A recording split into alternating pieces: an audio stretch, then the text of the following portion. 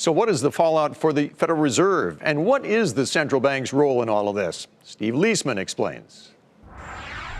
President Trump ratcheted up his pressure on the U.S. Federal Reserve today after the Chinese currency fell to its lowest level in more than a decade against the U.S. dollar. The president tweeted out, quote, "China dropped the price of their currency to an almost historic low. It's called currency manipulation. Are you listening, Federal Reserve? This is a major violation which will greatly weaken China over time." The president has been on a sustained campaign to get the Federal Reserve to lower interest rates. He believes that would reduce the value of the dollar and help the U.S. economy.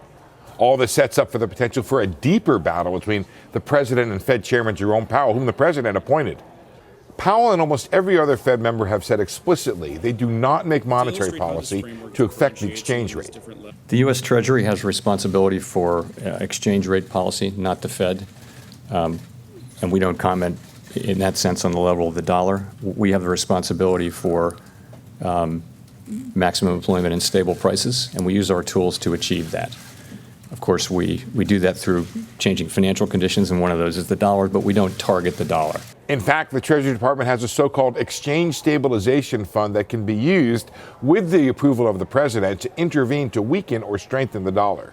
But it's rarely used, in part because currency intervention is not seen as especially effective. There just isn't often enough money to sway the $5 trillion currency market. That's not to mention the U.S. has agreed to not intervene in its currency in several international agreements.